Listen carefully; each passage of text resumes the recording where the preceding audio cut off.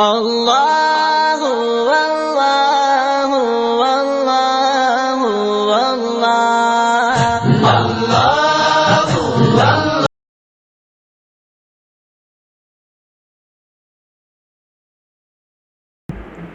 بسم الله الرحمن الرحيم. الحمد لله رب العالمين، الصلاة والسلام على سيد الأنبياء والمرسلين، أما بعد، فقد قال الله تعالى في القرآن الكريم والفرقان المجيد بعد أعوذ بالله من الشيطان الرجيم بسم الله الرحمن الرحيم.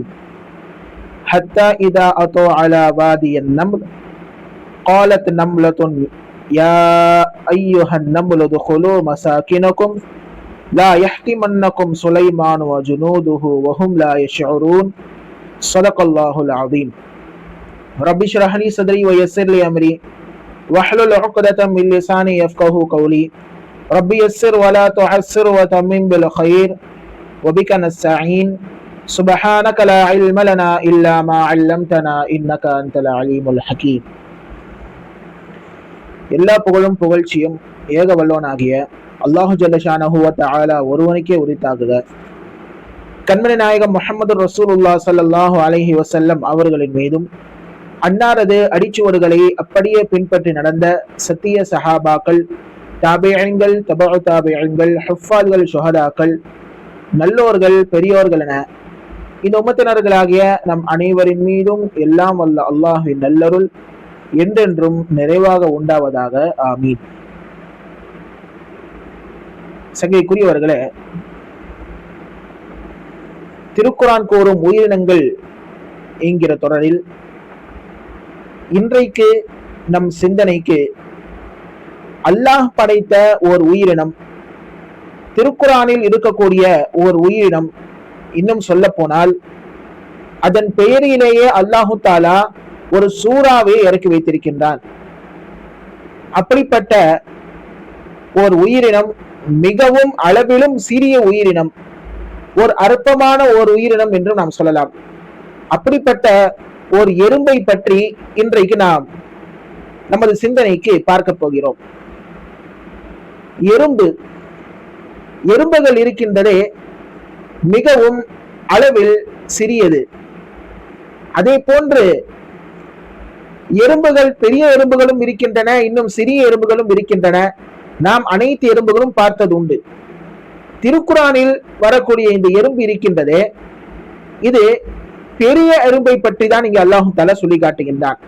அதாவது பெரிய கருப்பு எறும்பை பற்றி இங்க அல்லாஹு தாலா சொல்லி காட்டுகின்றான். இந்த எறும்புகளுக்கென்று ஒரு சில விசேஷ தன்மைகளை இங்கே ஹயாத்துல் ஹயவானில் குறிப்பிடுகின்றார்கள்.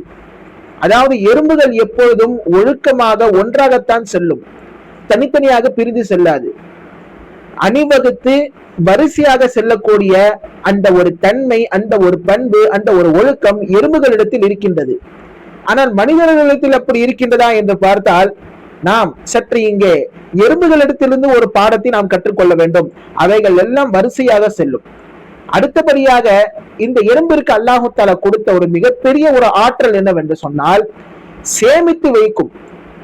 மழை காலங்களில் உணவுகளை எல்லாம் தேடி செல்ல முடியாது.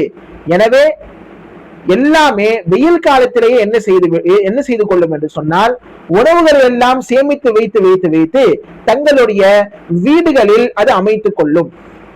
இப்படிப்பட்ட ஒரு அபாரமான ஒரு ஆற்றலை அல்லாஹு தஆலா அந்த சிறிய எறும்பிற்கு கொடுத்திருக்கின்றார். அது மாத்திரமல்ல, இந்த எறும்புகள் இருக்கின்றதே, அதனுடைய வீடுகள், அதற்கென்று தனித்தனி அறைகள் என்பது இருக்கும். குடோன், அதாவது எப்படி நாம் இங்க குடோன் என்று சொல்லி ஒரு ஸ்டோர் ரூமை தனியாக நாம் சேமித்து வைக்கின்றோமோ, அதே போன்று உணவுகளை சேமித்து வைப்பதற்காக வேண்டி ஒரு தனியாக ஒரு அறையை அங்கே எறும்புகள் வைத்திருக்கும். இப்படிப்பட்ட ஒரு ஆற்றலை அல்லாஹு தாலா இங்கே கற்றுத்தருகின்றான். அது மாத்திரமல்ல, எல்லா எறும்புகளுக்கும் ஒரு ஒற்றுமை என்பது இருக்கும். அதற்கென்று தலைமைத்துவமான ஒரு எறும்பு இருக்கும். அதுதான் எல்லா எறும்புகளையும் வழி நடத்தும். இதை குர்ஆனும் இங்கே சொல்லி காட்டுகின்றது. அடுத்தபடியாக எறும்புகளிடத்தில் நாம் பெற வேண்டிய ஒரு மிக முக்கியமான ஒரு படிப்பினை, எறும்புகளிடத்தில் ஒரு கடின உழைப்பு என்பது இருக்கும். ஒருவேளை வெயில் காலத்திலேயே அதனுடைய உணவுகளை சேர்த்து அதனுடைய குடோனில் வைக்கவில்லை என்று சொன்னால், அல்லது சேமிப்பு கிடங்கில் வைக்கவில்லை என்று சொன்னால் அந்த எறும்புகள் எல்லாம் அழிந்து போய்விடும் என்பதை நாம் இங்கே சற்று விளங்கிக் கொள்ள வேண்டும் என்பதற்காக வேண்டி இங்கே அல்லாஹு தாலா எறும்புகளை வைத்து ஒரு சில பாடங்களை நமக்கு இங்கே கற்றுத் தருகின்றான். எறும்புகள் இருக்கின்றதே, எறும்புகளை பொறுத்த வரைக்கும் ஒரு சில முக்கியமான விஷயங்கள். எறும்புகளுக்கு வயிறு இருக்காது, மாறாக ஒரு உணவை நுகர்ந்து என்ன செய்து கொள்ளும், தனது வயிற்றை நிரப்பிக் கொள்ளும். நுகர்ந்து பார்த்து எறும்புகள் என்ன செய்யும், அது தன்னுடைய வயிற்றை நிரப்பிக் கொள்ளும் என்பதாக ஹயாத்துல் ஹைவானில் இங்கே எழுதியிருக்கின்றார்கள். அதற்கு வயிறுகள் என்பது கிடையாது. அது மாத்திரமல்ல, எறும்புகள் உடைய அழிவு எப்படி இருக்கும் என்று சொன்னால், அதனுடைய மௌத்து எப்படி ஆரம்பமாகும் என்று சொன்னால், எறும்புகளுக்கு ரெக்கை முளைக்க கூடாது. ஒருவேளை ரெக்கை முளைத்து விட்டால் அது அடிந்து போகிறது என்று அர்த்தம் என்பதாகவும் ஹயாத்துல் ஹைவானில் இங்கே எடுத்து எழுதியிருக்கின்றார்கள். அது மாத்திரமல்ல, எறும்புகளை பொறுத்த வரைக்கும் அதற்கு அல்லாஹு தாலா ஒரு நல்ல ஒரு நினைவாற்றலை இங்கே வழங்கி வைத்திருக்கின்றான். அதனால்தான் சேமிப்பு கிடங்கு எங்க இருக்கும், அதனுடைய அறைகள் எங்கே இருக்கும், அதனுடைய வீடுகள் எங்க இருக்கும் என்று சொல்லி எறும்புகளுக்கு நன்றாகவே தெரியும். சரி, வாருங்கள், குர்ஆனில் எறும்புகளை பற்றி என்ன கூறப்பட்டிருக்கிறது என்பதை நாம் சற்று பார்க்கலாம். ஹஸரத் சுலைமான் அலைஹிஸ்ஸலாம் அவர்களை பொறுத்த வரைக்கும் அவர்கள் படையாக என்ன செய்வார்கள், எப்பொழுது பிரயாணம் செய்தாலும் சரி படையாக பிரயாணம் செய்வார்கள். படை என்று சொன்னால் நாம் நினைப்பதை போன்று ஒரு 100-200 அல்ல, மாறாக ஒரு பெரும் திரள் கொண்ட ஒரு படைகள். கிட்டத்தட்ட சுலைமான் அலைஹிஸ்ஸலாமுடைய படை 3 மைல் முழுக்கவும் பரவி இருக்கும் என்பதாக தஃப்சீர்களில் இங்கு எழுதியிருக்கின்றார்கள். அப்படிப்பட்ட பெரும் படைகள், அதில் ஒரு சாரார் ஜின்களாக இருப்பார்கள், ஒரு சாரார் மனிதர்களாக இருப்பார்கள், ஒரு சாரார் பறவைகளாக இருக்கும், ஒரு சாரார் விலங்குகளாக இருக்கும். சுலைமான் அலைஹிஸ்ஸலாம் அவர்கள் பயணம் செய்கிறார்கள் என்று சொன்னால் ஜின்கள் என்ன செய்வார்கள் என்று சொன்னால், ஒரு பட்டாலான ஒரு விரிப்பை விரிப்பார்கள். அந்த விரிப்பு 3 மைல் தூரத்திற்கு மிகவும் பெரிதாக இருக்கும். அந்த விரிப்பை விரித்து அந்த விரிப்பின் மேல் ஹஸரத் சுலைமான் அலைஹிஸ்ஸலாம் அவர்கள் அமரக்கூடிய இடத்திலே ஒரு தங்கத்தினாலான ஒரு நாற்காலியை செய்யப்பட்டு அதை சுற்றிலும் மற்ற உலமாக்களை உட்கார வைத்து, அதுக்கு பின்னால் பொது மனிதர்கள் பொதுமக்களை உட்கார வைத்து, அதற்கு பின்னால் மனிதர்களும் ஜின்களும், இன்னும் சொல்ல போனால் பறவைகள் அனைத்தும் அந்த ஒரே விரிப்பில், அதாவது ரஃப் என்று சொல்லப்படக்கூடிய விரிப்பில் ஹஸரத் சுலைமான் அலைஹிஸ்ஸலாம் அவர்கள் என்ன செய்வார்கள், பயணம் செய்வார்கள். இப்படி அவர்கள் பயணம் செய்து கொண்டிருக்கும் பொழுது என்ன ஆகும் என்று சொன்னால், எப்படி பயணம் செய்வார்கள் என்றால் காற்று அவர்களை கொண்டு செல்லும்.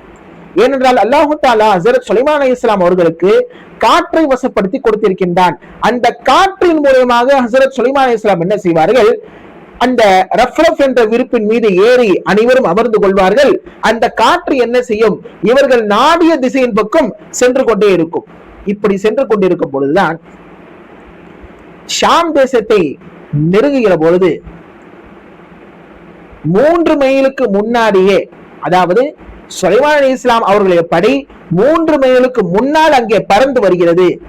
அப்பொழுது அந்த எறும்பு என்ன செய்கிறது, தலைமைத்துவை வாய்ந்த அந்த எறும்பு என்ன செய்கின்றது, அது தன்னுடைய கூட்டத்தார்களுக்கு ஒரு எச்சரிக்கை விடுக்கிறது, ஒரு உஷார்படுத்துகிறது. எப்படி உஷார்படுத்துகிறது, அல்லாஹ் தஆலா திருக்குர்ஆனில் சொல்லி காட்டுகின்றான். சூரத்துன் நம்லில் இந்த வசனம் பதிவாகி இருக்கின்றது. காலத் லம்லது யா அய்யுஹன் நம்லு உதுகுலு மசாக்கினக்கும். அனைத்து எறும்புகளிடத்திலும் ஒரு தலைமை எறும்பு சொல்லுகிறது, உதுகுலு மசாக்கினக்கும், உங்களுடைய தங்குமிடங்களுக்கு நீங்கள் என்ன செய்யுங்கள், உள்ளே செல்லுங்கள். லா யஹ்திமன்னக்கும் சுலைமானு வ ஜுனூதுஹு வஹும் லா யஷ்உரூன். சுலைமான் அலைஹிஸ்ஸலாம் அவர்களும் அவருடைய படையினர்களும் அவர்கள் அறியாமலேயே உங்களை நசுக்கி விடாமல் இருப்பதற்காக வேண்டி என்ன செய்யுங்க, உங்களுடைய வீடுகளுக்குள் நீங்கள் நுழைந்து விடுங்கள் என்பதாக தலைமைத்துவம் வாய்ந்த அந்த எறும்பு என்ன செய்தது, இந்த பேச்சை தன்னுடைய எறும்பு கூட்டத்திற்கு சொன்னது என்று சொல்லி அல்லாஹ் தஆலா திருக்குர்ஆனில் பதிவு செய்கின்றார்.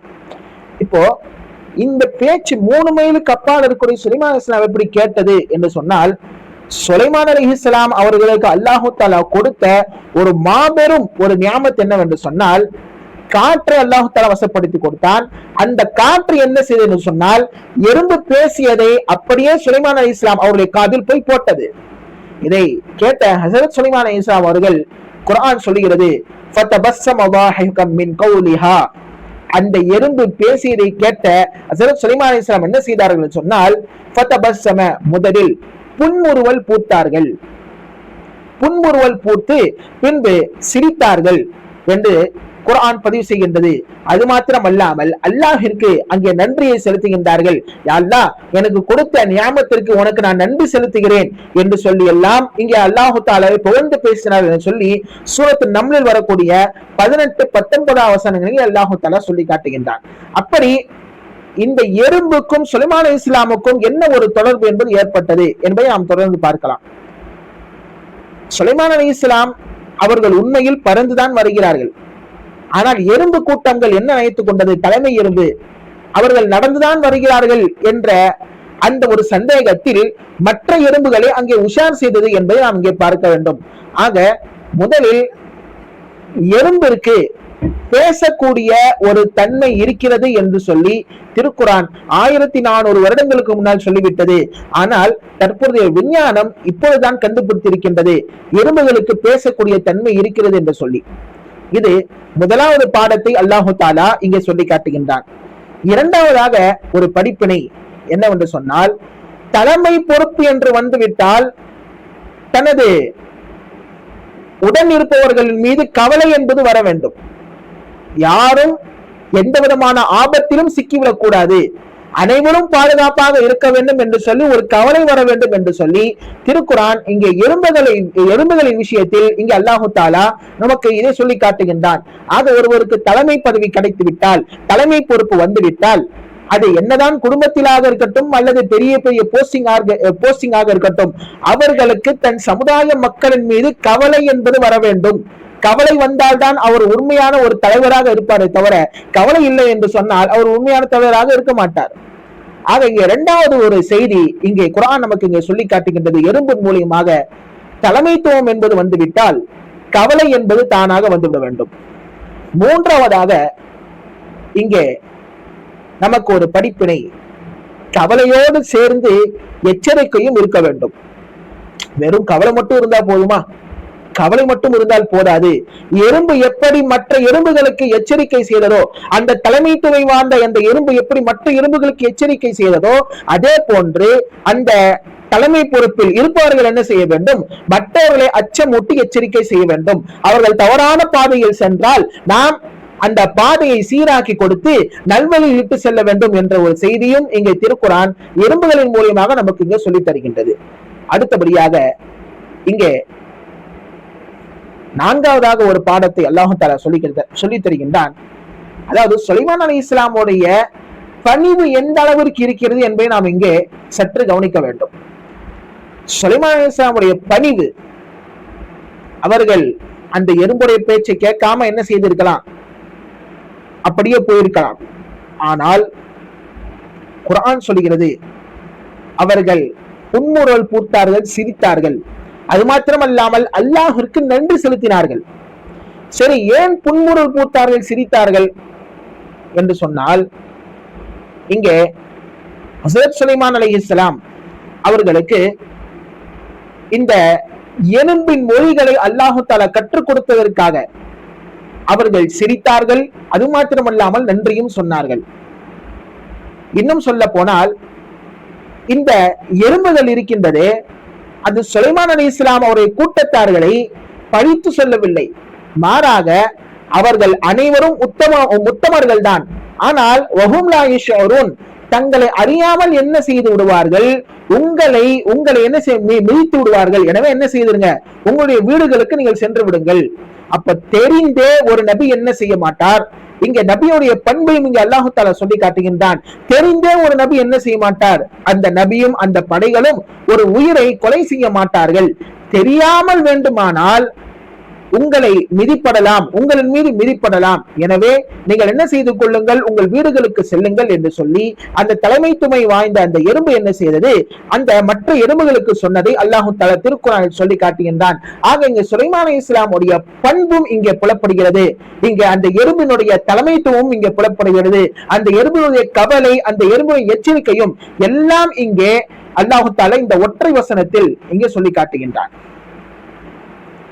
ஹதீஸில் ரசூலுல்லாஹி ஸல்லல்லாஹு அலைஹி வஸல்லம் அவர்கள் சொல்லி தருகின்றார்கள், உலகில் எந்த ஒரு உயிரினமாக இருந்தாலும் அதை நாம் நெருப்பை வைத்து நாம் கொலை செய்யக்கூடாது. ஒரு உயிரினம் இருக்கு, அதை நாம நெருப்பில் காட்டி அதை சித்திரவதை செய்வதோ அல்லது நெருப்பில் வைத்து எரிப்பதோ கூடவே கூடாது. அதான் இஸ்லாத்துல மையத்துகளை எரிப்பதற்கு அனுமதி இல்லை. அது அல்லாஹ் படைத்த ஒரு உயிர்.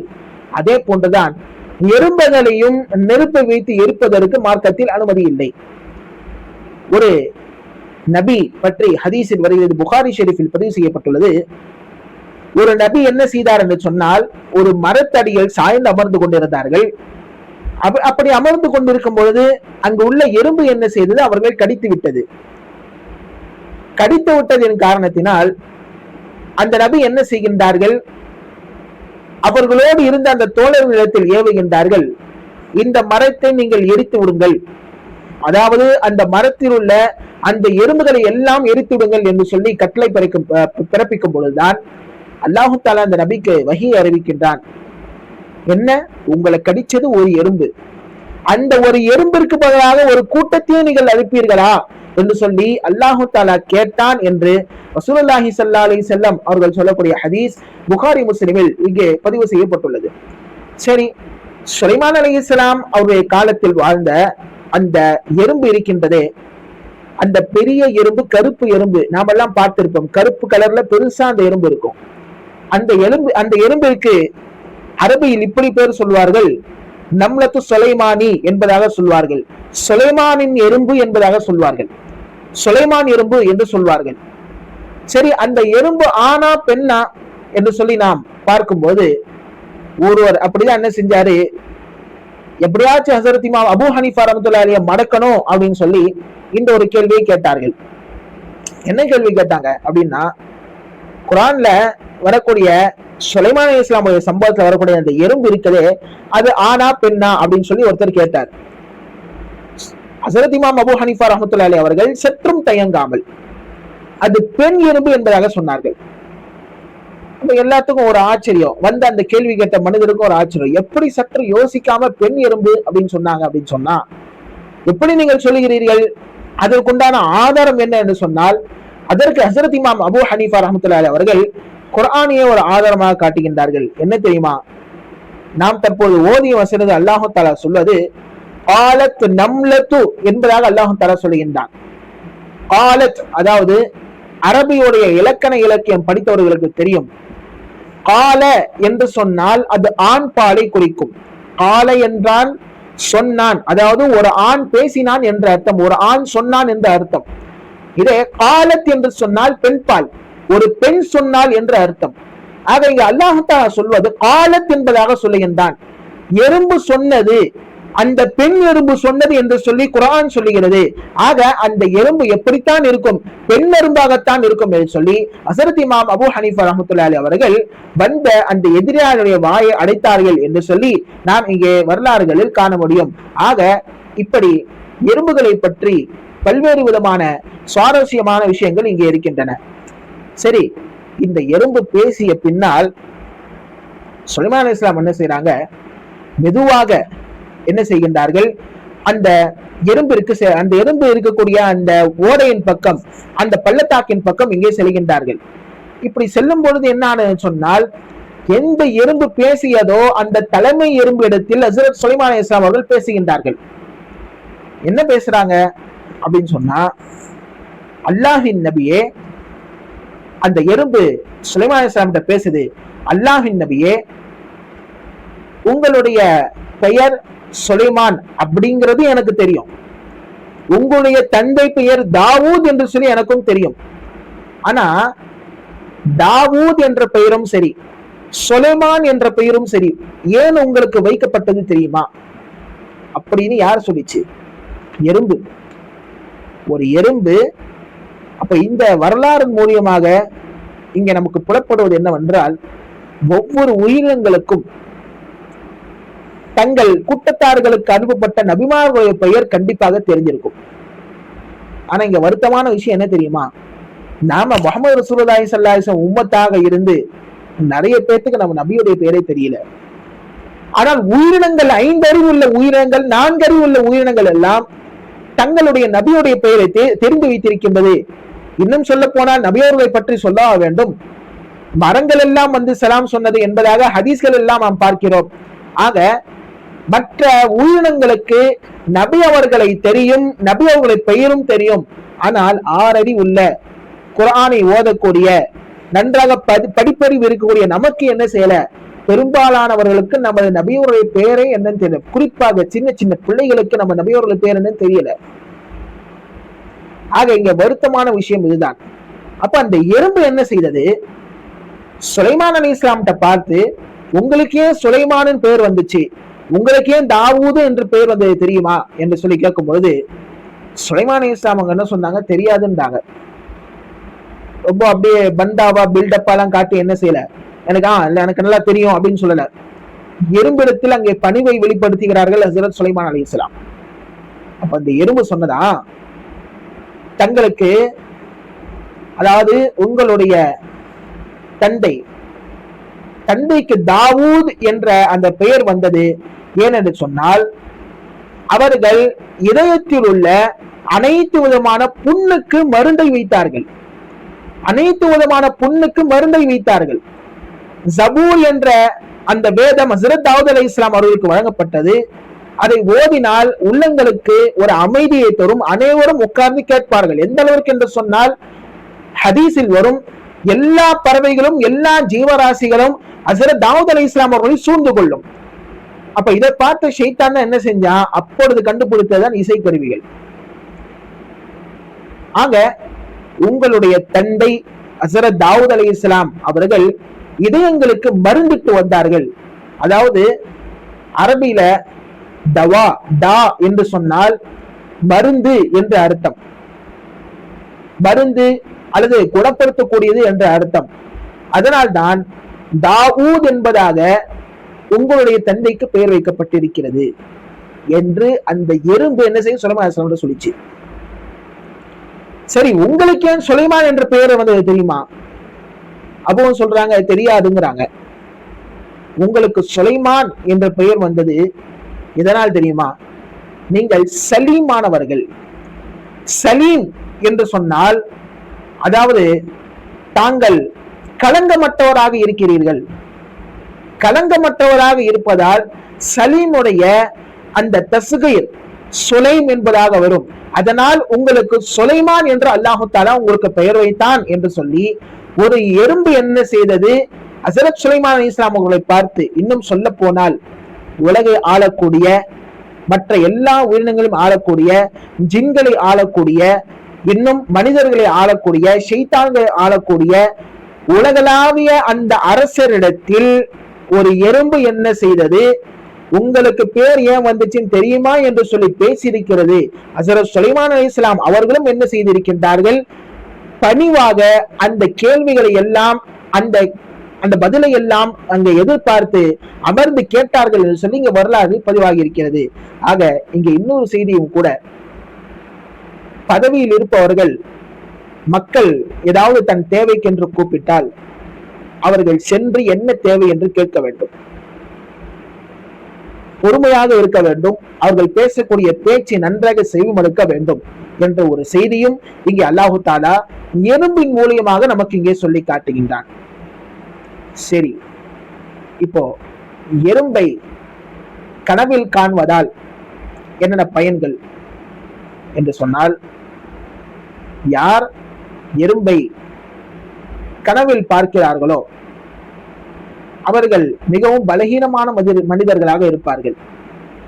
இன்னும் சொல்ல போனால் அவர்கள் ஒரு பேராசி உள்ள மனிதர் என்பதாகவும் குறிக்கும்.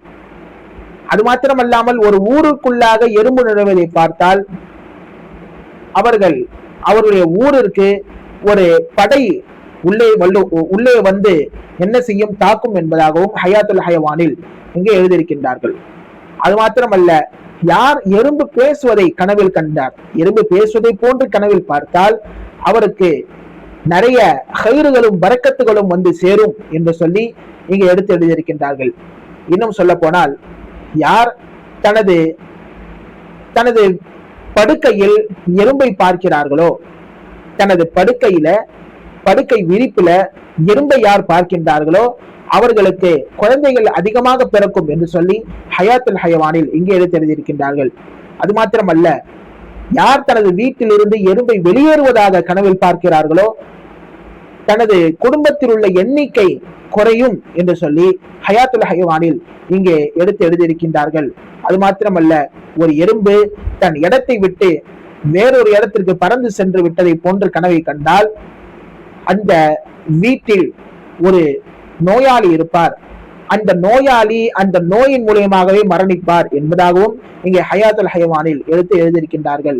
ஆக இப்படி எறும்புகளால், ஒரு சில எறும்பை கனவில் காண்பதால் இன்னும் ஒரு சில பலன்கள் இங்கே இருக்கின்றன. இங்கே எறும்புகளை வைத்து அல்லாஹு தாலா மிக முக்கியமான படிப்பினைகளை நமக்கு இங்கே தந்திருக்கின்றான். எறும்பு என்ற பெயர் கொண்ட ஒரு சூறாவை அல்லாஹு தாலா இறக்கி வைத்திருக்கின்றான் என்று சொன்னால், அப்ப அந்த எறும்பு எந்த அளவிற்கு அறிவு கூர்மையானதாக இருக்கும், அந்த அல்லாஹுடைய படைப்பு எந்த அளவிற்கு நமக்கு ஒரு படிப்பினையை கற்றுத்தரக்கூடிய ஒரு படைப்பாக இருக்கும் என்பதையும் நாம் இங்கே சற்று சிந்திக்க கடமைப்பட்டுள்ளோம்.